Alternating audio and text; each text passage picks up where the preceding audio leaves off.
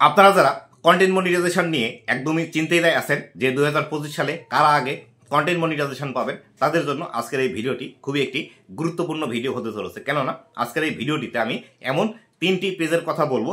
এই 3টি পেজ যদি আপনার থেকে থাকে তাহলে সেই ক্ষেত্রে 2025 সালে সবার আগে আপনি কন্টেন্ট মনিটাইজেশন পাবেন। তো বন্ধুরা, কোন ধরনের 3টি পেজ এটি জানতে হলে ভিডিওটি কিন্তু অবশ্যই আপনাকে শেষ পর্যন্ত দেখতে হবে। আর বন্ধুরা, আপনি যদি আমার চ্যানেলে প্রথমবার এসে থাকেন তাহলে অবশ্যই চ্যানেলটি সাবস্ক্রাইব করে দিয়ে পাশে আসা বেল নোটিফিকেশনটি অন করে দিবেন, যাতে করে ভবিষ্যতেও ফেসবুক রিলেটেড এমন আরও ইনফরমেটিভ কন্টেন্টগুলো আপনারা পেতে থাকেন। তো বন্ধুরা, 2025 সালে যে 3 ধরনের পেজ সবার আগে কন্টেন্ট মনিটাইজেশন পাবে, তার মধ্যে প্রথম নাম্বার যে পেজটি হলো অ্যাডস অন রিলস মনিটাইজেশন, যাদের ফেসবুক পেজের মধ্যে চালু আছে। তো বন্ধুরা, আপনারা হয়তো মনে করতে পারেন এটা আবার নতুন কি, আমি অনেক ভিডিওতে এই বিষয়গুলো বলেছি। তো বন্ধুরা, আমি অনেক ভিডিওতে এই বিষয়গুলো বলেছি, তারপর আপনাদেরকে আমি বলতে চাই 2025 সালে সবার আগে কিন্তু কন্টেন্ট মনিটাইজেশন পাবেন যাদের ফেসবুক পেজের মধ্যে অ্যাডস অন রিলস মনিটাইজেশন চালু আছে।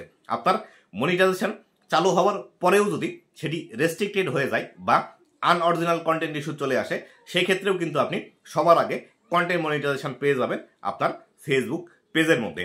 এছাড়া আপনার ফেসবুক পেজের মধ্যে যদি অ্যাডস অন রিলস মনিটাইজেশন বর্তমানে অ্যাক্টিভ থাকে এবং অলরেডি যদি আপনি এখান থেকে ইনকাম করেন, তাহলে সেই ক্ষেত্রে আপনার জন্য কিন্তু এটি আরও প্লাস পয়েন্ট। কেননা ফেসবুকের মধ্যে কন্টেন্ট মনিটাইজেশন 25 সালে সবার আগে কিন্তু যাদের মনিটাইজেশন চালু আছে তাদেরকেই দিয়ে দিবে। বন্ধুরা, 2 নম্বরে যে পেজের মধ্যে আপনি দ্রুত কন্টেন্ট মনিটাইজেশন পাবেন 2025 সালে, সেটি হলো আপনার ফেসবুক পেজের মধ্যে যদি ইন স্ট্রিম অ্যাড মনিটাইজেশনটি চালু থাকে এবং অলরেডি যদি আপনি এখান থেকে আর্নিং করতে থাকেন। তো বন্ধুরা, আপনার পেজের মধ্যে যদি ইন স্ট্রিম অ্যাড কখনো কোনো একদিন সময় চালু হয়েছিল, আপনি কিছুদিন আর্নিং করেছেন, অথবা আপনার পেজ যদি অলরেডি আর্নিং অবস্থায় থাকে বা অ্যাক্টিভ থাকে আর্নিংয়ে, তাহলে সেই ক্ষেত্রে দ্রুত কিন্তু আপনিও কন্টেন্ট মনিটাইজেশন পেয়ে যাবেন।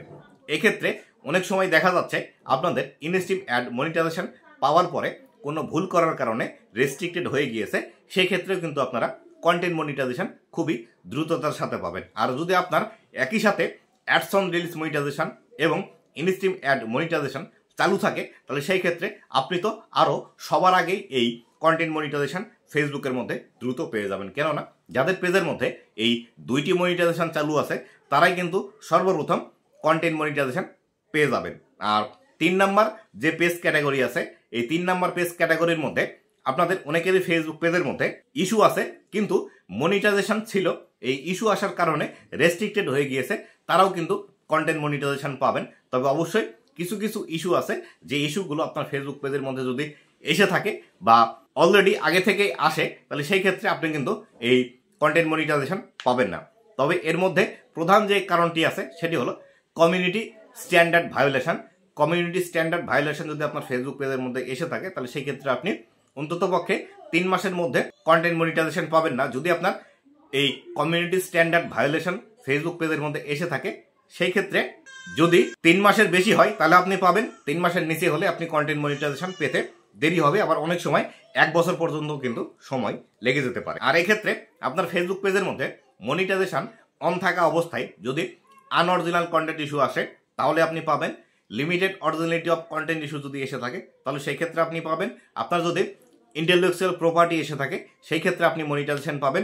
আপনার যদি পেজ সাম ভায়োলেশন যদি থেকে থাকে, সেই ক্ষেত্রে আপনি পাবেন।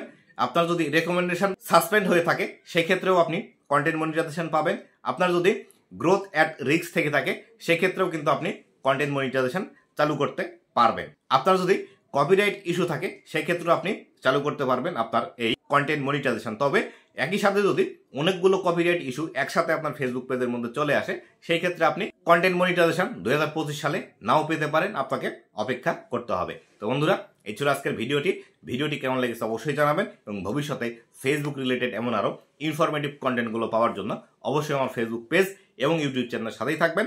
ধন্যবাদ সবাইকে।